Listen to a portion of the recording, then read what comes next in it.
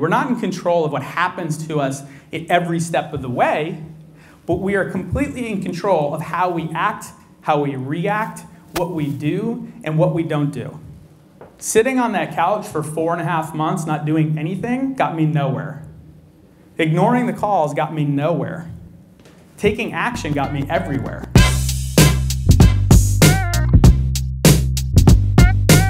I'll have to promo it on Insta and maybe put even some dollars behind it to let people know in Seattle, because I totally dropped the ball and forgot to tell anybody I was actually going to be there speaking. I might have a call in 30 minutes.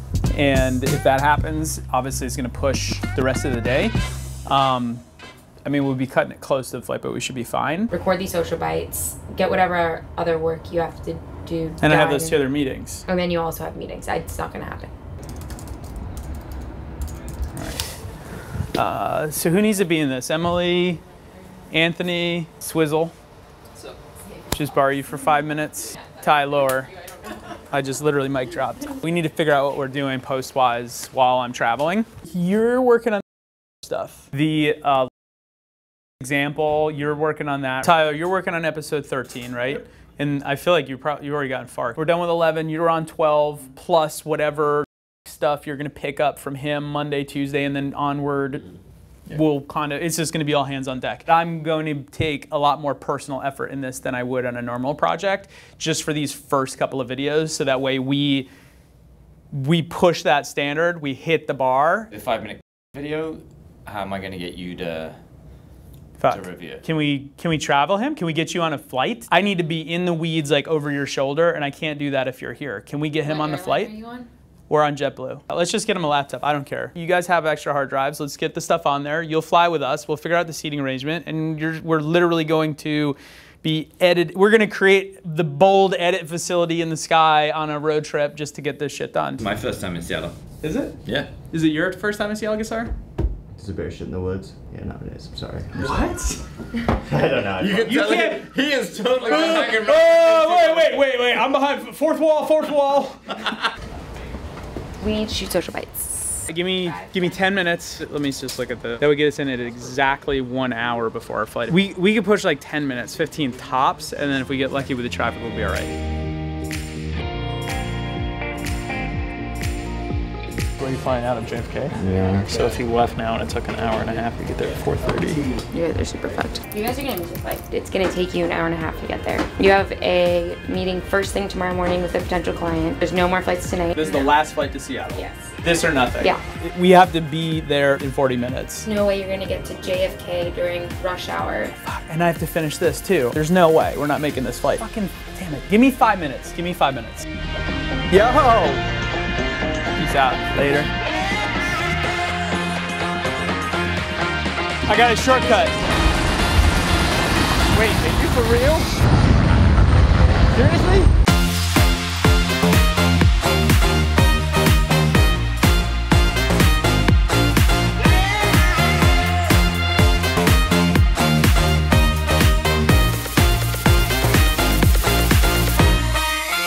I think we're gonna make our flight. That was sweet. And the bold mobile edit bay in the sky. I will edit all night now. Sweet. Get this done. All right, we'll get it there. We'll get it there. Good. Welcome to Seattle. He said that I said we'd roll it into the scope of work. He's a bullshitter. I never said that. I would never say that. I think the thing that's still a little unclear to me is just like exactly what we would be doing. Like what happens, what's the process, who we're dealing with, how many, like, how many hours are they doing right now? Like, can they send us a service agreement currently with their current partner, even if they take out the pricing, just so like we can go, oh, ha, I see exactly what you guys are doing. Thanks, man. Appreciate it. Bye. Four Seasons, it's supposed to be like here. What street? Do you know what street we're on, Anthony? All right, we're good. I just gotta call Steve back. Dude, this is how it goes, man. We're in Seattle, about to go have a meeting with Stephanie from Glam Hive, an amazing startup.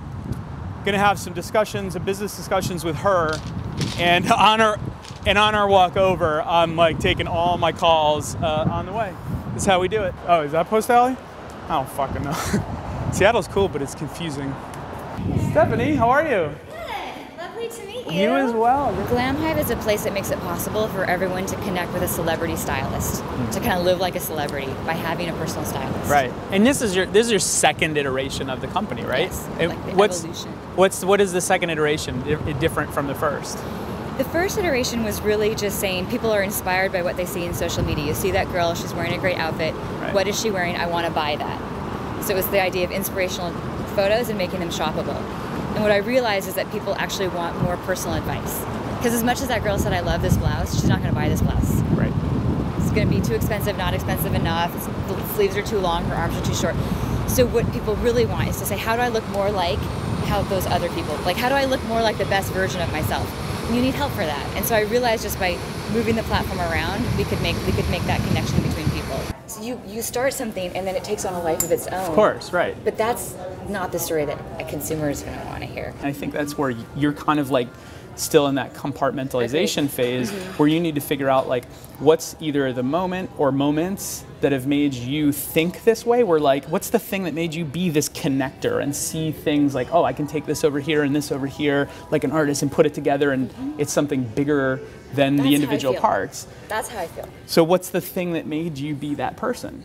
I was never the most stylish. I was never the most whatever. So I would always reach out to the person who was to say, can you help me? I think that you had a call to action on your Instagram, like, email me if you want 15 minutes. I'm like, I'm totally gonna do that. So I'll reach out to anyone and just genuinely ask for their help. I was very candid with you, like, I don't really have the budget, love what you're doing, will you help me? Right. And then magic happens. Right. I can present, like, you know, this thing today, I can go and present it as like, yep, like I built this company and it's great and we're doing all these things and I've got these huge opportunities and we're doing business with these, you know, this huge person right now and it's great.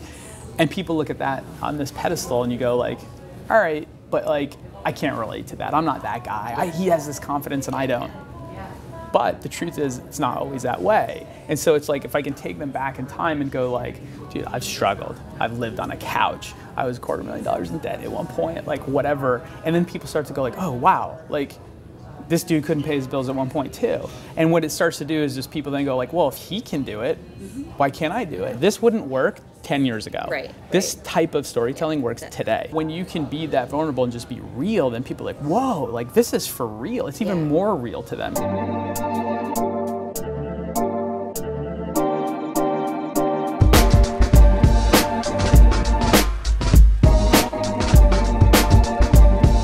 Oh, I should do a Facebook Live, shouldn't I? We've got Gassar shooting some B-roll on the way to our next meeting. What's up, Gassar? The best, biggest, the billionaires of the world, the Warren Buffetts of the world, the greatest of all time. They are confident, but they lack ego. They want to see you and everyone around them on their team, their friends, their family make it. They're not tearing anyone down around them to build themselves up. They're building everyone up around them that helps propel them to the next stage. A lot of people think that if they get money, then their business will grow. It's the other way around. You need to start growing a business that shows it has promise, and then the finances, the money, becomes an accelerator to how fast you can grow it and how big you can take it. Ryan, looking for a seal. Dude, I want to see a seal. Real wildlife in the wild. I want to see a seal. Awesome.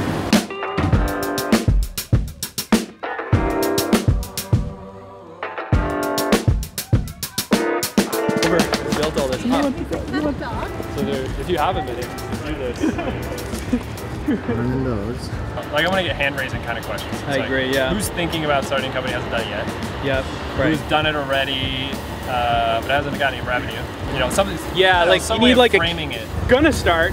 Started, but eating ramen noodles every night for dinner. Started like nights and weekends. Still keep on my day job. Yep. And then who's like in it, doing well, but trying to blow your shit up. Yeah. Kind of a thing. That's a good range. It's you. What? My name is Chris DeNicholas, head of product at Osmosis. Brian is CEO of Bold Worldwide, has gone from living on the couch to having what I think is going to be one day the largest agency in the US, but that's just me. I like that. I came from a very blue-collar family. Nobody owns or runs a business, had at a time, still doesn't, aside from myself. And so I was told of the way that it should be done, the way that everyone does it, right? And that, business is very risky and, you're not going to get anywhere with it. And yes, you're talented, but why don't you work for somebody else or a company that's established so you can get a paycheck? And I was just like, it's kind of crazy, but maybe they're right. So my father was retiring, actually October 2000, was it 2000? And it was the day before his last day of work. And we had this incredible party where all these people, he did really well. I mean, he was a lieutenant colonel in the Air Force. And so a lot of people that hadn't seen him in 10, 20 years were flying out that Friday to be at his retirement party. And so, really kind of fanfare, everything's great. It's the day before his last night of work, and he's very excited about all the things he's going to do. All right, he'd worked all his entire life. He's going to accomplish this. He's going to go travel. He's going to, he wanted to start some things. It was finally the time, the order in which things were supposed to happen. He died the day of his retirement. That Friday, when everyone flew in, that was his funeral. And so for me, that was something where I realized that I couldn't listen to everybody. That the way that it's supposed to be is bullshit. Why am I going to wait 30 years to do what I really want to do? Why am I going to listen to all these people who mean well, but don't get it? Right? The opportunity to do what you want is today. We're not guaranteed tomorrow. And so for me, that was a complete life change, and it changed my perspective on everything. And so from there, I was like, you guys are all crazy. I'm going to go after this. I went back to New York. I started a business. It kind of started out just me like filming and directing and producing. And then I was doing too much of that. And so then I couldn't also do the editing. So I had to finally hire somebody to edit. And I started building this up. And I mean, I'm like 23, 24 years old. And I'm like, this is great. This is easy. I got it figured out. I moved the company into Manhattan, got some office space, moved to the Upper East Side of the city. I was like, dude, I'm going to kill it. This is awesome. And then the reality of like what having real overhead is like started to kick in. And so one day I woke up, at least it felt this way, and I couldn't make payroll. I'm $250,000 in debt. And I'm 2 months behind on my personal rent. And I'm like, what am I going to do? Like, how do I get out of this? Can I get out of this? I should probably try to find a roommate. So I threw an ad on a Craigslist. What ended up being the pastry chef of the Waldorf Astoria was this cool French guy who didn't really care. He's like, yeah, sure, I'll rent your place out. And I was like, all right, cool. One caveat, are you cool with someone sleeping on the couch? And he's like, yeah, whatever. He didn't care. And that was me. That moment of like, you have to take some action, but you're fearful about doing it. You're paralyzed. You don't know what to do. What was that little bit that just made you? I was going to end up bankrupt. I was going to lose my apartment. I was going to have to admit to every person who I said, I'm going to do it, that I couldn't do it. I really think I sat there and contemplated like, well, if I continue down the path that I'm going down, I end up exactly where I am or worse. So what's the worst that can happen? I need to do something different than I am now, or none of it's going to change. In one of those many books that I was like, I'll just start reading books about self-improvement, one of them said like, hey, you want to see how much confidence you have? Go walk down the street, and as people are walking towards you, stare them in the eyes. And don't break the stare first. I started to really realize like how introverted I was being, how unconfident I was being. And so that was like the stupidest exercise, but that like made me realize the lack of confidence I truly had. And so I started with that. If I didn't change, it was going to be over. Total do or die. And so for me, I just kept reminding myself that, hey, all the things I don't want to do are the things that I probably need to do. So even when I had that gut, like, I don't want to do this, I want to answer this call, I would just do it. I would just force myself. I'd stare those people in the eye, I would just do it. It's going to suck. It's not going to feel good. But I have to push through it is where you end up with the success. I picked up the phone. Every time it was somebody wanted money, a creditor, you're 3 months late on this, you owe us 50 grand, you owe us 20 grand, you owe us 25 grand. I just picked up the phone and I was honest. And I'm like, hey, look, here's the situation I'm in. I screwed up. I fucked up. I owe you that money and I will pay you back. But you got to give me some time. And they're like, oh, we can't give you some time. I was like, cool, well, then I'm going to go bankrupt and you're not going to get anything. And they're like, all right, we'll give you a little time.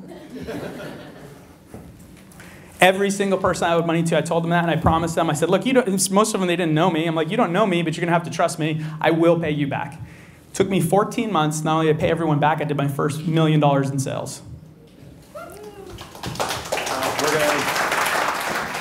We're all in control of where we're headed. We're not in control of what happens to us at every step of the way, but we are completely in control of how we act, how we react, what we do, and what we don't do.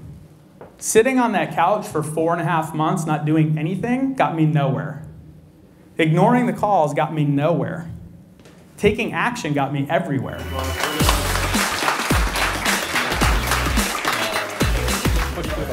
Go for it. What's your legacy? What do you want to be known for? If a few people take from what I'm talking about here, or videos, or any content that I produce, or things that I do, that they then, it changes something with them, that they then become successful, or a little more successful, or do something that they wouldn't have achieved before, that to me is awesome. Because what's interesting about now is with like social media and content, if when I was 20 starting off doing this, there wasn't any of that, right? You couldn't just easily go on YouTube like motivational business video and there's 50 of them. None of that existed. Why not? Who cares? Like, why do I need to do it at the expense of anybody else? Why can't we all, the pie's huge, why can't we all be successful? So what are you driven by? I want to know my fullest potential. I don't know if I'll ever achieve it, but I won't keep pushing to see how far I can go. That's it. You don't care about the money, you just want to find out what you're capable of? Yeah, because look, the money is a derivative of the hard work. You need to work hard on the right thing, right? Like, because if you're working hard on something you're not talented at, or don't like, or you're not good at, you're just gonna spend a lot of time. But if it's something that you're passionate about, that you like, or you're good at, or hopefully all of the above, and you spend a lot of energy on it, a lot of time, big things will happen. How has your role been changing during the company growth? I would say it's really about finding ways to remove myself from the stuff that doesn't have the biggest impact. I need to be out in front of people, clients, shaking hands, meeting people, pitching, coming up with like, how are we going to reposition this? How are we going to do this service better? How can we make this more profitable? How can we make this more profitable for the client? I need to be spending my energy on like those two things, like sales and ops. And so I try to remove myself and focus on that the most, but it's not always, even now, I still get pulled into a place I probably shouldn't be. Seeing your speech today, how you're very relatable on all counts to a lot of people. I just wanted to share that with you. It's like, appreciate that. It's really giving me that fire. Keep blogging and keep freelancing and keep, I got big goals as well. So I just want to really appreciate that. Man, dude, I appreciate it. Thank you. I'm in the same situation. I'm like staying with my brother, so, but I know I want to make it. I want to change the world. I'm not sure how, but I'm gonna find a way. Just keep pushing. Don't stop, just keep moving forward. Take as much action as you can, right? Like, don't get caught up. Like, I know it's hard, I've been there obviously. Like, just keep moving forward, keep pushing. I have a theory that a lot of people feel like, well, you know, some people get lucky and opportunities like come to them or fall in their lap, or, you know, they got lucky at the right place at the right time, and that might be true. I believe that genuinely every single one of us has opportunities that get put in front of us every single day, but most people aren't looking for them, and so they just get passed by. And so I think it's just like being open to new opportunities, putting yourself out there, constantly doing exactly what you're doing, just keep doing more of it. Just know you will do it. It's just not going to be always easy, and right now is the hard part for now, but just know it won't always be that hard. Thank you so much. This was really helpful. Oh, my pleasure. Thank you for staying back and chatting. Of course, yeah, thank you so much. Nice to meet you. Thanks, man. Pleasure. Good to meet you. All right, guys. Well, thank you so much. It was a pleasure. Yeah, it was nice to meet you. Thank you very much. It was a pleasure to meet you.